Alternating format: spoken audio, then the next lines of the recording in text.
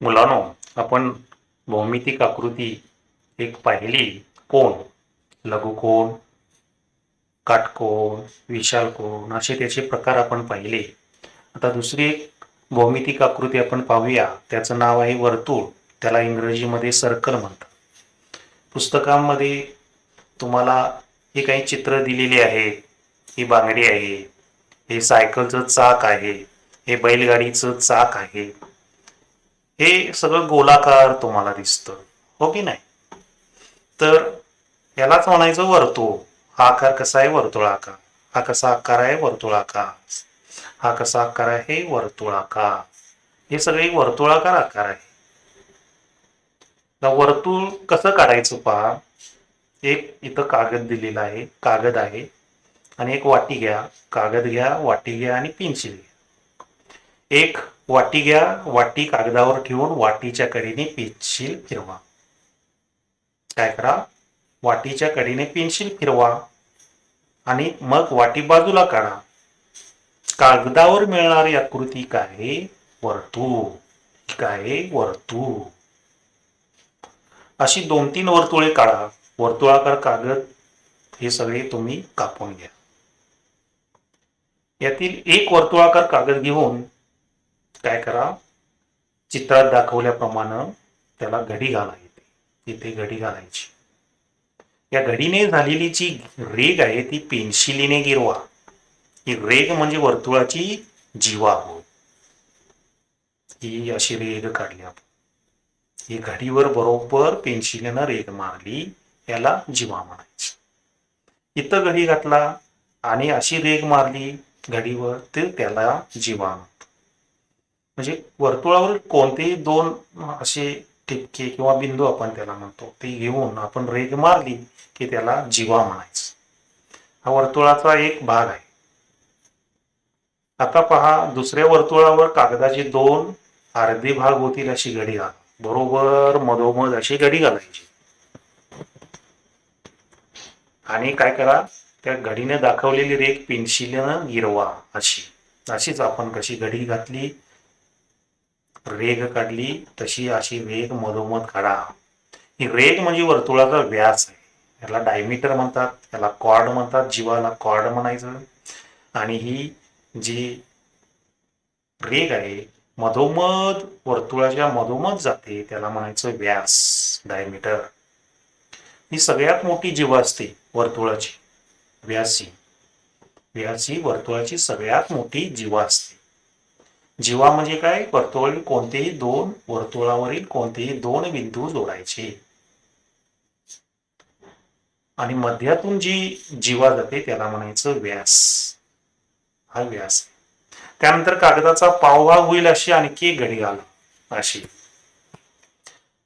आणि काय करा? पहा, कागदाच्या घड्या उलगडा आणि मूळचा वर्तुळाकृती कागद दिसेल. घड्याने घातलेल्या रेघा पेन्सिलीनं अशा गिरवा. या अशा प्रकारे रेघा तुम्ही पेन्सिलीनं गिरवा. आणि ह्या रेघा जिथं मिळतात एका बिंदूमध्ये, या बिंदूला म्हणायचं वर्तुळ मध्य. वर्तुळ मध्य किंवा वर्तुळाचं केंद्र, वर्तुळ केंद्र म्हणतो आपण त्याला. आणि या ज्या रेघा आहेत याला म्हणायचं त्रिज्या. आता पहा, एक हा वर्तुळ मध्य, त्याला म नाव द्या. वर्तुळावर कोठेही प बिंदू घ्या आणि पट्टीने ही मप अशी रेघ काढा. मप ही वर्तुळाची त्रिज्या असते, रेडियस म्हणतो त्याला. काय म्हणतो? रेडियस. मप ही त्रिज्या आहे. बघा, हा व्यास आहे.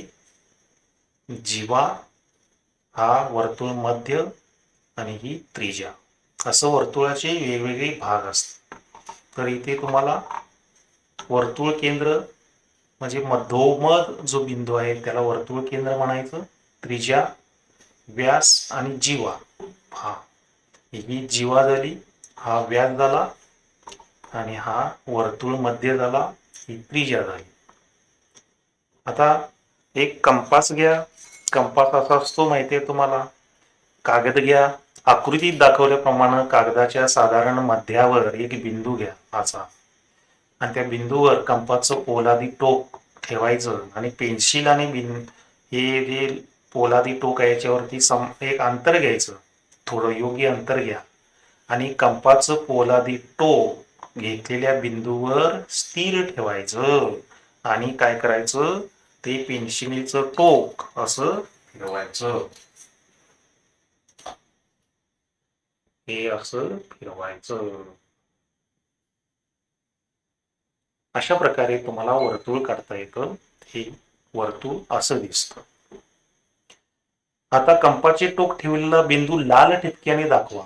हे जे पोलादी टोक ठेवलेलं आहे, स्थिर ठेवलेलं आहे आणि हे पेन्सिल फिरवलेले आहे तुम्ही. हे मधला जो बिंदू आहे, हा बिंदू लाल ठिपक्याने तो दाखवा. आणि आता वर्तुळाकार कागद कापून घेऊन त्याच्या घड्या घालून पूर्वीप्रमाणे 2 व्यास काढा. इकडे एक व्यास काढायचा, असा इकडे एक व्यास काढायचा आणि ते बिंदूवर मिळतात का ते पहा. हे अनुभवा, म्हणजे लाल ठिपका त्या वर्तुळाचं केंद्र किंवा वर्तुळ मध्य आहे. तर सगळे व्यास, किती व्यास तुम्हाला काढता येतात, हे त्या वर्तुळ मध्यातून जातात, वर्तुळ केंद्रातून जातात. आता इथं काही आकृत्या दाखवलेल्या आहेत आणि इथं बाण दाखवलेला आहे. तो बाण काय दाखवतो, तो इथं तुम्ही लिहायचा आहे. हा मधोमध जो वर्तुळाचा बिंदू आहे, तो वर्तुळ केंद्र किंवा केंद्रबिंदू त्याला म्हणतात. वर्तुळ मध्य, वर्तुळ केंद्र किंवा केंद्रबिंदू. हे आपण वर्तुळावर कोणतेही 2 बिंदू जोडलेली रेघ काढली त्याला जीवा म्हणायचं. आणि वर्तुळाच्या मध्यातून जी जीवा जाते, अशी रेघ जाते, त्याला व्यास म्हणायचं. सगळ्यात मोठी जीवा असते ही, त्याला व्यास म्हणायचं. आणि ही त्रिज्या, वर्तुळ केंद्रातून वर्तुळावरील कोणत्याही बिंदूला जोडणारी जी रेषा आहे त्याला म्हणायचं त्रिज्या. अशाच प्रकारची वर्तुळ तुम्ही वेगवेगळ्या पद्धतीनं काढू शकता. बांगडी घ्या, बशी घ्या, नाणी घ्या, बाटलीचं झाकण घ्या, या सगळ्या वस्तूंचा उपयोग करून वेगवेगळ्या आकाराची वर्तुळ तुम्ही काढू शकता. म्हणजे बांगडी, त्यानंतर जरा मोठं वर्तुळ बशीचं निघेल, नाणी त्याचं लहान वर्तुळ निघेल, बाटलीचं झाकण सगळ्यात लहान वर्तुळ निघेल. तर वर्तुळ आणि त्या वर्तुळाचे हे सगळे भाग, याला केंद्रबिंदू म्हणतात, याला त्रिज्या म्हणतात, याला हा मोठा व्यास आहे, ही जीवा आहे, हा व्यास आहे, हा जीवा आहे. म्हणजे वर्तुळ केंद्र समजलं तुम्हाला. त्यानंतर त्रिज्या, व्यास आणि जीवा असे हे वर्तुळाचे सगळे भाग आहे. मुलांनो, मी इथं एक वर्तुळ काढलेलं आहे, याला म्हणायचं जीवा. हे आहे वर्तुळ केंद्र, ही त्रिज्या आहे, हा व्यास आहे. आता हे वर्तुळ कसं काढायचं हे आपण आता पाहूया.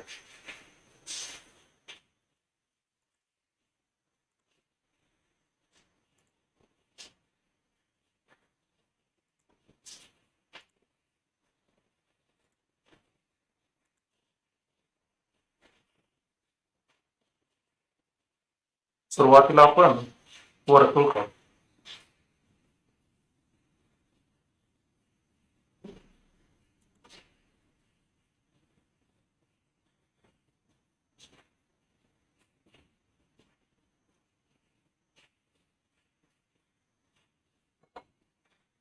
हे झालं वर्तुळ.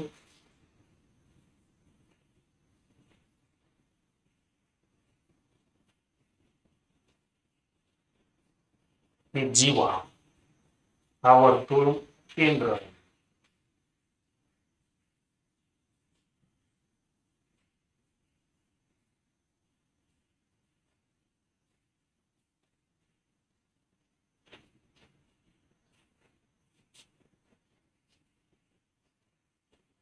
वर्तुळ केंद्र आहे.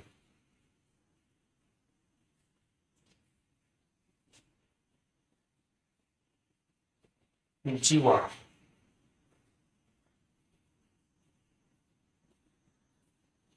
हा व्यास.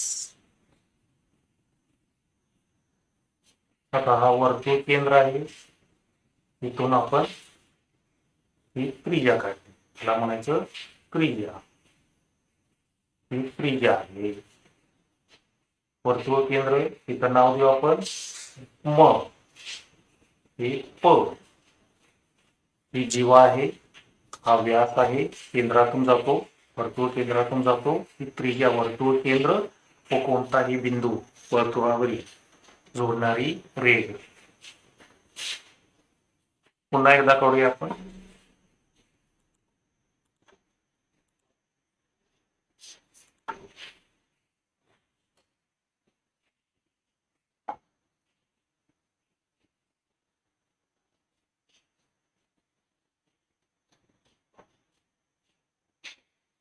हे वर्तुळ,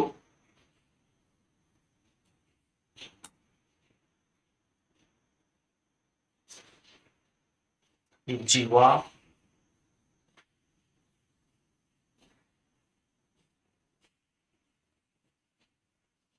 हा व्यास, ही त्रिज्या.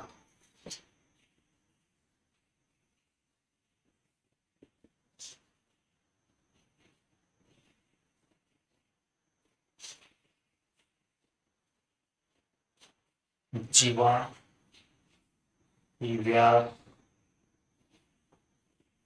ही त्रिज्या. हा वर्तुळ केंद्र.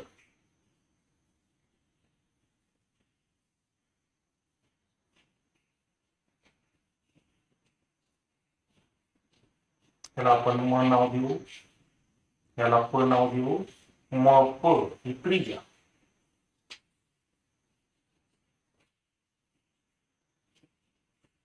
वर्तुळावर कोणतेही दोन बिंदू आपण जोडले त्याला जीवा म्हणायचं.